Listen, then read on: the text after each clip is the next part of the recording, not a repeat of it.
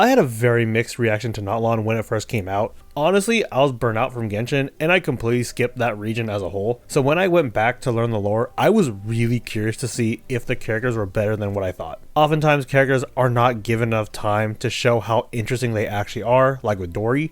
What I liked was that I was pleasantly surprised with how much I like these characters, and I want to share some of their lore with you guys. I'm not just going to tell you how they got their vision. Sometimes character stories, the way that they work is that they lay a foundation for who that character is, and receiving a vision is just the culmination of that mini arc. So I'm going to explain some of the context of their lore leading up to the moment they get their vision. By the end of the video, I hope you guys will appreciate these characters a bit more like I did. Kachina is the first Natlan character we meet, so let's start with her. Kachina is a character that is defined by her resilience. Her ancient name, Uthabiti, means toughness and tenacity. She's lost multiple times to qualify for the Night Warden Wars, but she's never given up. Kachina is the type of person to try her best every time, and I respect the hell out of that. However, there were times that she doubted herself and thought that she wouldn't be able to live up to the meaning of her name. If she was supposed to be tough, then why was she crying all the time? After feeling sorry for herself for a little bit, she let go of those feelings because no matter how badly or how often she fell, even if she was hurt and was still crying, she always picked herself up. Despite her fear and frustration, she kept moving forward.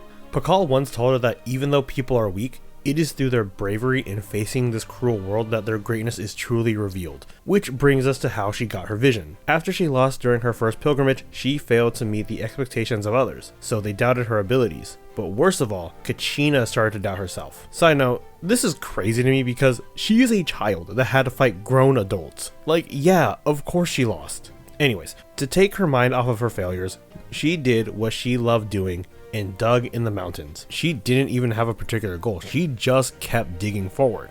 Even though failure was still on her mind, she knew that she had to keep moving forward one step at a time. This new resolve is when she found her vision. Her vision story also has one of my favorite quotes.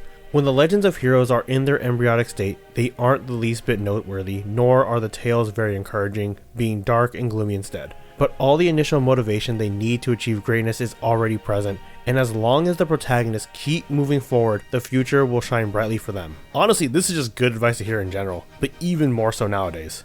Mualani is a ball of sunshine, and her lore reflects that, and I love her for it. Her lore is centered around her connection with her friends and her community. This basically includes everyone, even strangers, because to her, there are only two types of people: friends you know, and friends you haven't met yet. Her character stories show how her personality and people skills helped her as a shopkeeper and as a guide. One of my favorite stories is when she convinces Citlali to give her a fortune. First by giving her food, then by promising that she can get her the newest manga for her. Like I said, she's the best. Her character stories are very chill and laid back, and that's on purpose because it comes at a price. The warriors that fight the Abyss are the reason that her tribe can experience a peaceful lifestyle, which is something that Mualani saw at a young age. This is also when she got her vision. One night, as a hot springs party was winding down, the Abyss had attacked, but instead of running, Mualani stayed and helped. She wasn't a fighter at this time, so she did what she could and followed the spirit ways. By using her speed, she was able to quickly find all the abyssal pylons for her tribe to take them down. As a monster was about to claw at Mualani, Atea had saved her. When the battle was done, Mualani only had a few minor scrapes to her, but seeing how so many in her tribe were injured, she wished that she was faster so that she could have helped more. That night, as she was dreaming in her sleep, a vision had formed in her hand. So she saw this vision as a reward for her first fight against the Abyss. Now, on the opposite end of the spectrum, we have Kanish, whose lore is not chill, and it's actually really sad. His dad was a gambler, and not in a cool gotcha way, but in a very serious problematic way. No, for real, like, his dad was no joke, just straight up abusive towards Kanish and his mother. I'm not even going to do a bit in this section, it's just sad. If he lost, he would get drunk. This kept going until the mom eventually escaped and left Kanish alone, which meant that Kanish had to endure it all by himself. When Kanish turned 7, he ran away from home, and in a drunken rage, his dad chased him and fell off of a cliff. 100% deserved. Kanish went to live in the mountains. He was free, but now he was alone. While in the mountains, he would come to the village and trade to get necessities. People tried to help him, but he was so jaded from his home life that he didn't trust that they would help him without something in return. This caught the attention of one of the village elders, Elder Leek. He convinced Kanish to go to school in exchange for being his personal messenger. While at school, Kanish was relentlessly bullied. Kanish was surviving by himself, which meant that he wore ragged clothing and didn't have shoes. The other kids called him a muddy monkey from the forest. Kanish would soon leave school because he didn't see any use to it, but he did gain a new goal. He wanted to be a hero. Granted, he did want to be rewarded with Mora instead of doing it for the virtue of being a hero, but he did want to be a hero. Elder Leek didn't give up on Kanish. Instead, he lived with him in the mountains and taught him personally about Natlan's history. Kanish would grow up to become a capable warrior that would help the village by becoming a courier and even slaying powerful Saurians. With all of this in mind, let's talk about how Kanish got his vision, because he got it during the Night Warden Wars. When he was fighting in the Night Warden War, the Abyss pretended to be his mother, but he saw through the illusion. The problem was, his teammates didn't. They saw their loved ones, so they hesitated and died. Kanish was the last one standing, and shit was getting bad. Ahau swore to avenge Kanish, which caused Kanish to laugh and take out even more monsters, but it wasn't enough. As he was getting more and more tired, he let his guard down and he got impaled. I'm not joking about this. The exact verbiage is, his guard grew ever sloppier until one monstrous claw ran his chest through from the rear. It even states that he straight up died. At this moment, he got his vision, and his lifeless body had slayed the rest of the monsters, and they won. Kanish was unconscious the entire time. This experience had completely changed Kanish. He still wanted to be a hero, but now not for Mora. He wanted to fight for his people and for his homeland. He remembered one of Leek's lessons that self-sacrifice is what makes a hero, which is something that Kanish finally understood. Honestly, good story, love his character. It actually makes me upset that he didn't get better treatment in the main story or even in his own character quest. We don't even get to meet Leek in the game. I don't even know what happened to him, he's just gone. But moving on, we have Xilonen. Now, when you look at Shilonen's design, you don't really get the sense that she's this super intelligent inventor and name engraver. She looks more like a DJ or a Zenless character to me, and her lore does kind of reflect her disinterest in name engraving. When she was younger, she didn't understand why anyone would want to be a name engraver. Her father was one, and he always had a grave expression on his face. To her, being a name engraver was something that drained you both physically and mentally. What did interest Xilonen was phlogiston.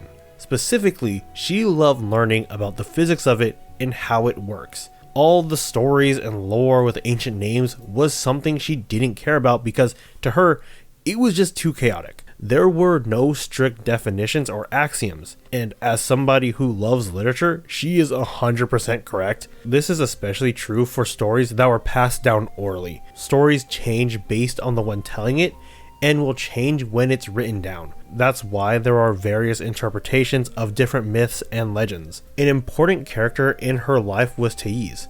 She was Shilonen's teacher and was a lot like her when she was younger. She taught Xilonen that each legend had a pattern to it. It's the name engraver's duty to find it and to tell it. A piece of wisdom that Shilonen's dad shared with her is that those who listen to stories have a responsibility to pass it down to others. This perspective is what made Xilonen care more about name engraving. Her skill as a name engraver would be put to the test when Thais had died. When she died, a whole bunch of rumors started to spread about her. People believed that she was a terrible teacher and that she was leading her students astray because she was too concerned with technical research. One day Thais was seen as a beloved figure, and now she's a villain. Obviously, Xilonen wasn't going to let people slander her mentor's name, so she traveled all over Natlan and interviewed anybody who knew her teacher. That way she can get as many stories as possible and find the true version of her mentor. When Xilonen found the truth, she forged an ancient name for her teacher. And at this moment, two things happened. One, she understood the responsibility of being a name engraver, and she received a geovision. Chasca is known for being a skilled negotiator, but she wasn't always a professional diplomat. Chasca was an orphan and was raised by Kukasaurs before they realized that maybe raising a human isn't the best idea, so they took her to live with the humans. Chasca struggled to communicate. Her human tongue couldn't speak Kukasaur, and being raised by Kukasaurs meant that she struggled to speak to other people. Her first human words were vulture because some members of the tribe would call her that because she was a feral child. It was hard for her to belong, especially because she had a bad temper and loved to fight. Her love of fighting was as essential as needing food. She was constantly getting into fights with other kids. One time, some kids were insulting her family, so she threw hands. The other kids avoided Chaska's sister Koichi, and she blamed Chaska for it. She even called Chaska a vulture, which really hurt her. So Chaska ran away from home. The night was cold and she was lost. She believed that nobody would know that she died in the wild, but more surprisingly, she was fine with that. The person that found her and saved her was Koichi. She made a fire and stayed with Chaska until the adults found her. That night, Chaska learned what the word home meant for the first time. Chaska wanted to learn how to be stronger, so Elder Alpa taught her how to use language as a weapon. By learning how to communicate, she knew how to coordinate and rely on others, which made hunting easier. During the Night Warden War, the Abyss had targeted feelings that Chaska had buried long ago. The feeling of being alienated and not feeling like she belonged or had a home. Before she could be fully controlled by the Abyss, she remembered something that her human sister had said and something that her Kukasaur sister had told her. The reality is that Chaska may not have perfectly fit in with humans or with Kukasaurs, but she still had a home with both of them. She was raised in two different worlds, but she had two homes. After dispelling the abyssal corruption, a vision manifested. My first impression of Ororon is that he looks too much like a VTuber for me to take him seriously. Now that being said, even though I don't like his design, I do appreciate him more as a character. His whole story is about sacrifice and trying to find his place within his tribe. The game even describes him as a broken puzzle piece that was distorted from trying to fit in. He was an orphan, and as a child, he was seen as a bad omen because he had a fragmented soul. Originally, he was going to be sacrificed to bring back the lost souls from the Night Kingdom, but that failed. Since then, Ororon felt guilt and still wanted to save Natlan. Ororon got his vision one night after a series of dreams. The first night, he dreamed of a cold stone cave. The second night, he dreamed of a scorching wind that was so hot it filled him with dread. The last dream was a pitch black universe with a labyrinth of mirrors. As he was looking at the countless number of reflections, a voice was taunting him. If your shadow reflects itself enough times, maybe you can piece together your entire self. So Ororon shouted back, and when he woke up, a vision was on his chest. Now what's interesting about his vision story is that it didn't feel satisfying for him to earn his vision. Generally, the moment that somebody earns a vision, there's a feeling of satisfaction because it affirms something about that character. The character either learns something about themselves, or they go through a hardship which gets them closer to their best selves. But with Ororon, that vision is something that weighs him down.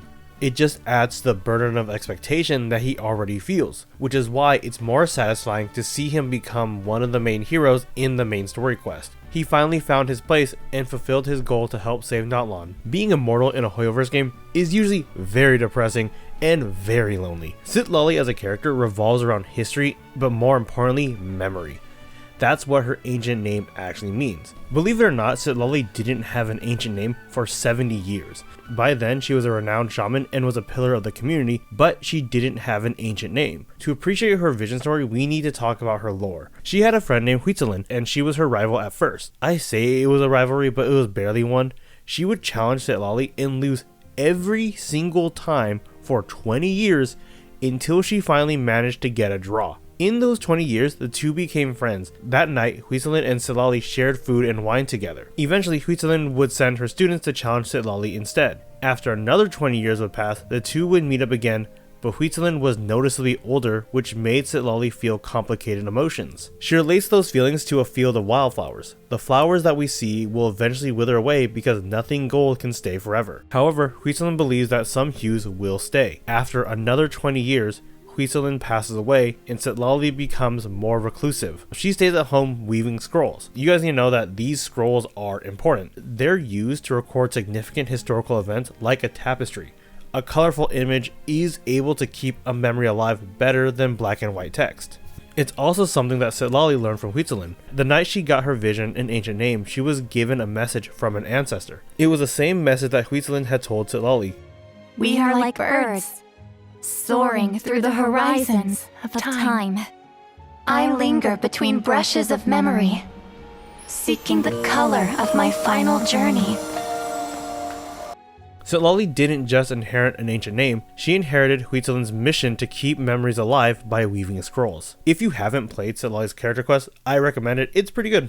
If you need a story to help motivate you, then let me tell you about Iansan. Her whole story is about the importance of diligence and slow and steady progress. Just based off her heritage, Iansan was always gonna stay short. Now, I'm not sure what it means, but she has the blood of a Gungun. The irony is that she was given the ancient name Power. Obviously, people in her tribe weren't sure that she could live up to her ancient name, so Iansan went to Akati, the tribal chief and coach of the fitness club, to train.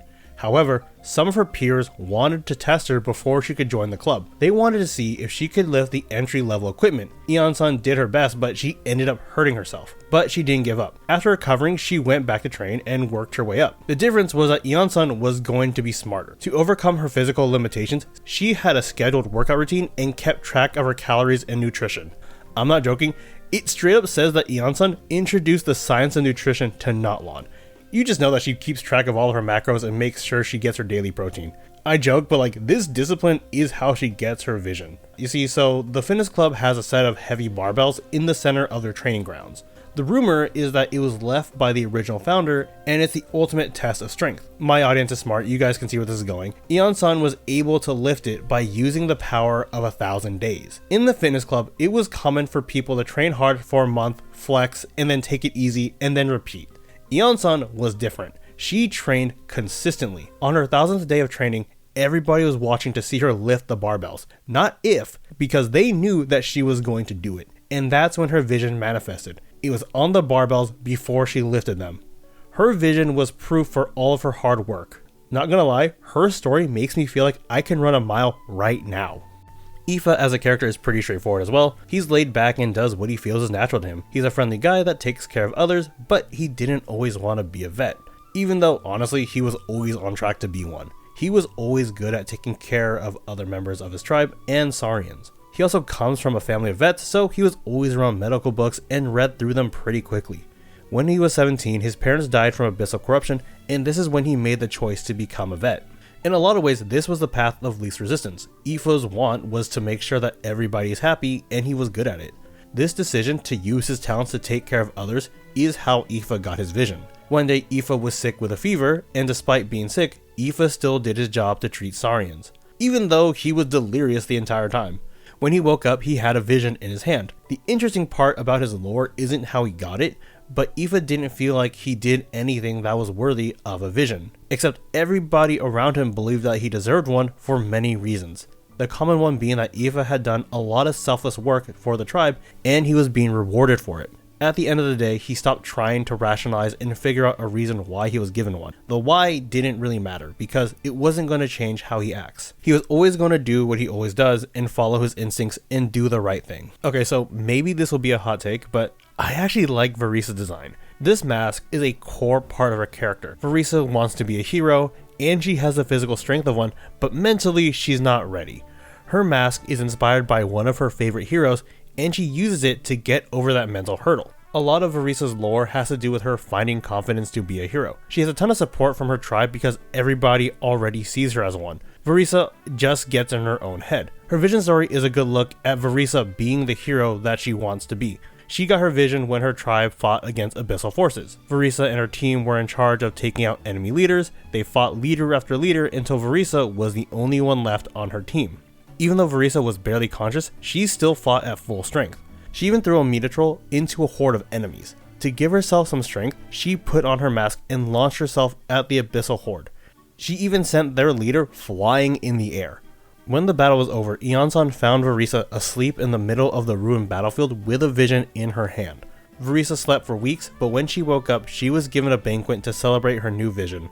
Varisa was just proud that she didn't let everybody down. Her lore isn't particularly complicated, it's short, sweet, and to the point. It just works. Something surprising for me was that Mavika has a vision story. Usually, Archons have a Gnosis story, but before she became the Pyro Archon, Mavika had a vision. I think the reason for why they did this was because they want to emphasize her being human. Now, I'm going to be real with you guys. Mavika gets a lot of shit online for sure. She's often called a Mary Sue, which is a term that I have very mixed feelings on. But honestly, her character stories are not helping her beat the allegations. She was very talented at a very young age and was dedicated to improving herself. She didn't want to become complacent, which meant that she became good at basically everything, to the point that she was better than people with 40 years of experience from just 1 year. And it wasn't just physical challenges, but she was also good at mental challenges like puzzles. She was able to solve puzzles faster than they could be made. She was so good at puzzles that it got to the point that her reviews of them became the standard of quality for a good puzzle.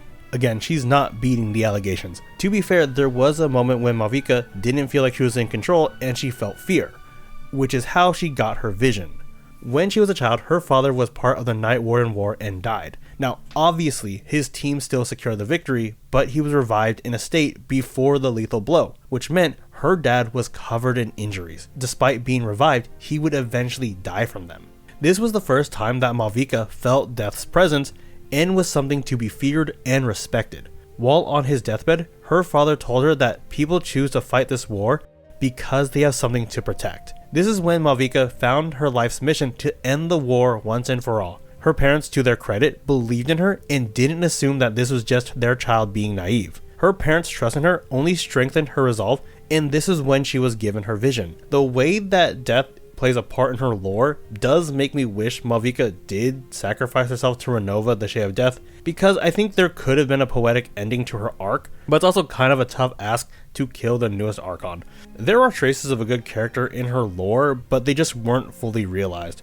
I could go on about this, but honestly, there's already so many good videos dissecting her character, so it is what it is. And that's everything. Thank you guys so much for watching. That is how every single Natlan character got their vision. Let me know if you guys want to see more of this. Maybe I'll do other regions. I was gone a lot longer than I wanted to. I had personal stuff to take care of. It is what it is. I'll see you guys next time. It might be a week. It might be a year.